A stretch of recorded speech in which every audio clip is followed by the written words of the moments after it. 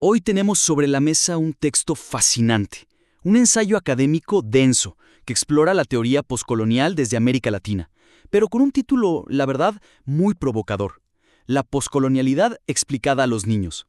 Vamos a meternos de lleno a explorar 3 áreas clave que pueden llevar este trabajo, que ya es muy bueno, a un nivel excepcional. Pues mira, lo primero que me saltó a la vista, y creo que es el punto de partida inevitable, es justo eso, el título. Sí. El desajuste entre el título y el contenido puede limitar pero radicalmente el alcance y la buena recepción del texto. Totalmente. Como lector, yo veo explicada a los niños y mi cerebro se prepara para una cosa, ¿no? Para conceptos básicos, un lenguaje muy sencillo, analogías claras. Es una promesa. Claro, Pero abres el texto y, híjole, en la segunda página ya estás hablando de la división ontológica, del giro metodológico de Foucault en Said o de la crítica de Dussel a la ontología heideggeriana. exacto. La promesa se rompe de inmediato. Y el sentimiento no es agradable, ¿eh? Te sientes un poco engañado o incluso tonto. Y no es culpa tuya como lector. Exacto. Y ese es el peligro. No es un problema cosmético, o sea, es un problema de contrato con el lector. Y lo que es peor, es una doble alienación. ¿A qué te refieres con doble? Por un lado, alejas al lector no especializado, al que genuinamente buscaba una introducción, y se topa con un muro conceptual que no puede pasar. Se va frustrado. Claro. Pero por otro lado, y esto es casi más grave, puedes ahuyentar al lector académico, al especialista que es tu público real. Alguien que ve ese título en un índice o un catálogo podría subestimar la seriedad del trabajo y pasarlo de largo. Pensando que es una obra de divulgación simple. Justo. Entonces pierdes por los dos lados. Ahí le diste en el clavo con lo del contrato. Es como si te invitaran a un día de campo y al llegar te dieran equipo de alpinismo para escalar una montaña. Digo, la actividad puede ser increíble, pero no era lo que esperabas y no vienes preparado. Exacto. Esa analogía es perfecta. Ahora, la intención del autor es claramente irónica, es una provocación intelectual. La pregunta es, ¿cómo mantenemos esa chispa, esa intención, sin romper el contrato? Esa es la pregunta del millón. Hay dos caminos, me parece. El primero es el más seguro y directo: alinear el marco de presentación con el contenido. O sea, cambiar el título. Sí, cambiarlo por algo que refleje su naturaleza académica. Podría ser genealogía de la crítica postcolonial en América Latina, o incluso tomar el subtítulo que ya existe y convertirlo en el título principal. El de Perspectivas Latinoamericanas sobre Modernidad, Colonialidad. Ese. Ese mismo. Es claro, es honesto y atrae de inmediato al público que sí va a poder valorar la densidad del argumento. Entiendo perfectamente la lógica. Es la solución pragmática. Y sin embargo, siento que se perdería algo valioso, ¿no? Esa provocación en el título original no es gratuita. No, no lo es. Hay una crítica implícita, un gesto político en decir que el pensamiento eurocéntrico necesita que le expliquen las cosas como a un niño. Renunciar a eso me parecería una pena.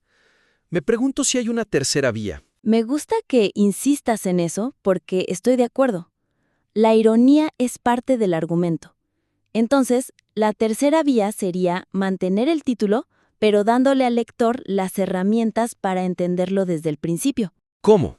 ¿Qué tal un prólogo? O una nota introductoria muy breve pero contundente. Un par de párrafos donde el autor le hable directamente al lector y le explique el juego. ¿Como una especie de guiño cómplice? Exactamente. Imagina una nota que diga algo como: este libro se titula Explicada a los niños, no porque su contenido sea simple, sino porque se dirige a ese niño intelectual que todos llevamos dentro.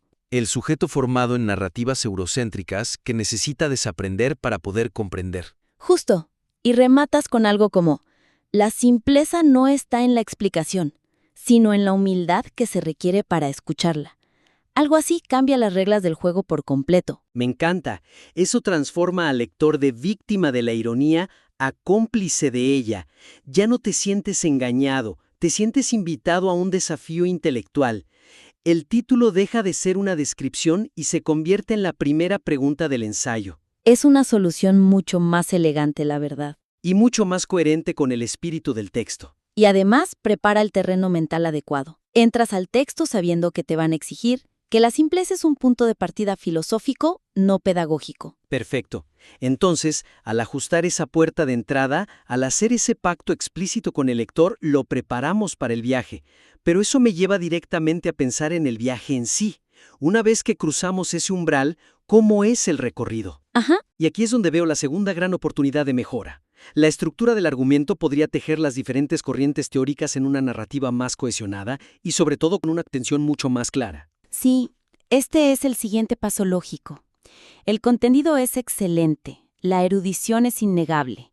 El autor nos lleva de la mano por el pensamiento de Marx, luego Said, luego las críticas marxistas a Said con Ahmad y Dirlik. Sí, y finalmente aterriza en la propuesta latinoamericana de Dussel y Mignolo. El orden es lógico, cronológico, impecable en ese sentido. Pero, Pero, a veces se siente como un tour por un museo. Una serie de salas magníficas, perfectamente curadas. Aquí está la sala de Marx, impresionante. Ahora pasamos a la sala de Said, fascinante. es una gran imagen. Y al final del recorrido, aunque has aprendido muchísimo en cada parada, no tienes del todo claro cuál era el hilo conductor que unía todas las salas en una única exposición con un propósito central. Sí, se percibe más como una sucesión de reseñas bibliográficas de altísimo nivel que como un argumento único y creciente. Exacto. Lo has descrito a la perfección. Como lector, admiro la claridad con la que se expone a cada pensador, pero me falta el motor que me impulse de una sección a la siguiente. Siento que acumulo información valiosa, sí, pero no estoy siguiendo el rastro de una investigación que se despliega ante mis ojos, con sus giros, sus callejones sin salida y su revelación final. Falta el drama intelectual. Falta el drama intelectual, exacto. Y fíjate, la debilidad no está en las piezas, que son sólidas, sino en el mortero que las une. Las transiciones son correctas, pero no generan tensión. Para potenciar el flujo, el ensayo entero necesita enmarcarse no como una exposición, sino como la respuesta a una pregunta central y obsesiva. Una pregunta potente planteada desde la primera página. Exacto. De acuerdo, una pregunta que genera un enigma, una necesidad de respuesta que nos obliga a seguir leyendo. ¿Se me ocurre algo? Quizás una pregunta que cuestione la premisa misma del campo de estudio. A ver. Algo como, ¿por qué el poscolonialismo, que nació para criticar el eurocentrismo, a menudo termina atrapado en debates que siguen siendo eurocéntricos? Podría funcionar. Va por ahí, absolutamente, y podemos hacerlo aún más específico y anclado al argumento del texto. ¿Qué tal si el ensayo abriera con una pregunta como esta? ¿Por qué el marco conceptual del poscolonialismo anglosajón, a pesar de su innegable potencia, resulta insuficiente para comprender la modernidad desde la experiencia de América Latina? ¡Wow! Eso lo cambia todo. ¿Verdad? Porque con esa pregunta como norte, cada sección del ensayo deja de ser una parada descriptiva y se convierte en una pieza indispensable y dramática del rompecabezas. Claro. La sección sobre Marx ya no es simplemente un antecedente. Es la demostración de la ceguera original del pensamiento crítico europeo. Es la pieza que establece el problema. Claro, y Said ya no es el fundador del poscolonialismo. Se convierte en el primer gran intento de solución, el que abrió la puerta del discurso, pero que al hacerlo dejó la economía política en el pasillo. Es un avance heroico, pero para nuestros propósitos, incompleto. Exacto. Y las críticas de Aïcha Samad y Arif Dirlik ya no son un desvío académico, sino la prueba fehaciente de los límites de ese avance culturalista. Son el momento de la crisis en nuestro drama. Demuestran por qué la solución de Said simplemente no es suficiente. Así es. Y así, la llegada a Dussel y Mignolo no es simplemente el siguiente tema en la lista.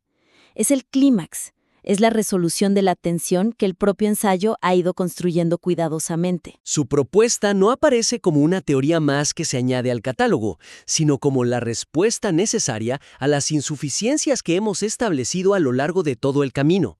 El lector llega a ellos no por obligación, sino por necesidad argumental. Es brillante. Convierte un ensayo expositivo en una tesis detectivesca. Ese es el objetivo. Crear un impulso narrativo que haga que el lector no pueda parar. Y esto nos lleva, de forma natural e inevitable, al corazón del asunto. A ver. Si la estructura se convierte en la respuesta a una pregunta, entonces, ¿Cuál es en última instancia la respuesta propia y original del autor? ¿Cuál es su voz en todo esto? Que es precisamente el tercer y último punto que quería tocar, y que me parece el más sutil pero también el más decisivo. El ensayo podría fortalecerse inmensamente al hacer más explícita su propia tesis, distinguiéndola de la excelente síntesis de otros autores que ya realiza. Es que este es el salto de ser un excelente académico a ser un autor con una voz propia. El trabajo, tal como está, expone con un rigor y una claridad envidiables las ideas de pensadores fundamentales. Es una síntesis de un nivel altísimo. Totalmente. Sin embargo, la voz del propio autor, su argumento único, que no solo resume, sino que organiza y le da un nuevo sentido a todo este recorrido, a veces queda implícita, casi susurrada detrás de la exposición de los otros. Sí, es como ser un guía turístico increíblemente bueno en una ciudad. Nos describes la arquitectura de cada edificio a la perfección, nos cuentas su historia, su importancia, pero al final del tour no sé qué piensas tú sobre la ciudad. Claro, No sé cuál es tu lectura, tu visión particular que hace que este recorrido, y no otro, sea el fundamental. El foco está en lo que Marx dijo, lo que Said propuso, pero la intervención del ensayista, el ¿y qué?, que conecta todo esto, queda un poco en la sombra. has usado una gran analogía. Es la diferencia entre ser el curador y ser el artista. Y a veces como escritores nos sentimos más cómodos en el rol de curador porque es más seguro. Es verdad. Pero un ensayo de esta ambición pide a gritos una intervención artística. Me recuerda una nota que un profesor me escribió una vez. Trazó un círculo alrededor de una frase en la página 12 y escribió al margen: esta es tu idea, es brillante. ¿Por qué la has escondido aquí? Ponla en la primera página y grítala. Todos hemos recibido una nota así, creo. Y es verdad. A veces somos demasiado tímidos con nuestras propias conclusiones. Le damos todo el protagonismo a nuestras fuentes y nos ponemos a nosotros mismos en un segundo plano. Totalmente. Entonces la solución es tan simple como poner una frase de tesis en la introducción. Es el principio, pero es más profundo que eso. No se trata solo de añadir una oración. Se trata de formular una tesis autoral contundente, una afirmación con la que alguien podría estar en desacuerdo, y luego usarla como la columna vertebral de todo el texto. Que todo lo demás sirva para defender esa tesis. Exacto. Cada sección, cada análisis de otro autor debe servir como evidencia para construir y defender esa tesis. De acuerdo. Entonces, si tuviéramos que intentar formular una tesis para este ensayo, basándonos en su trayectoria, ¿cómo sonaría? No, en este ensayo analizaré A, sino una afirmación real. Podría ser algo así, por ejemplo.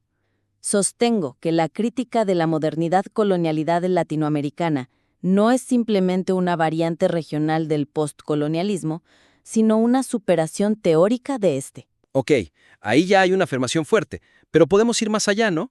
¿Una superación en qué sentido? Podríamos añadir una superación teórica que, a diferencia del giro predominantemente culturalista de Said, logra reintegrar la crítica de la economía política. Al reubicar el origen del capitalismo y del sistema mundo en la colonialidad del poder establecida en las Américas, y no al revés. Ahí está.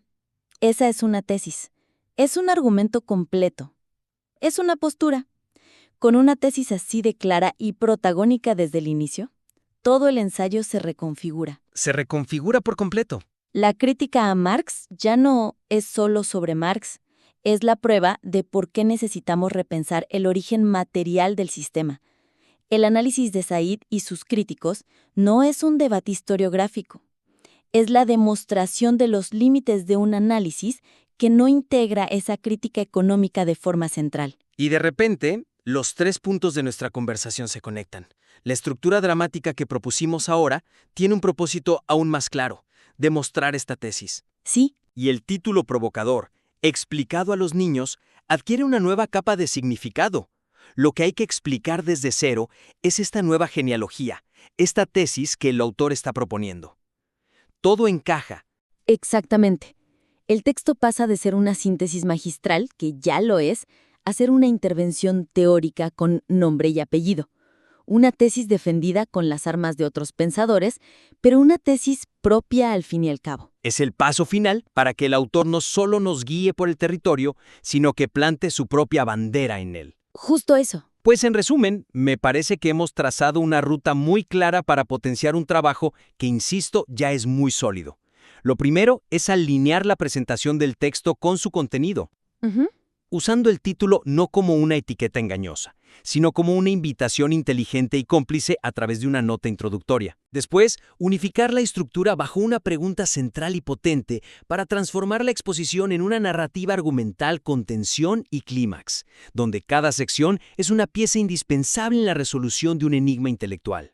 Y finalmente, el paso más importante: hacer explícita y central la tesis propia del autor, para que su voz no solo guíe, sino que argumente, proponga y resuene con fuerza. Consolidando el ensayo como una contribución original y muy necesaria al debate. La verdad, sería un verdadero placer volver a revisar este material si decides explorar estas sugerencias.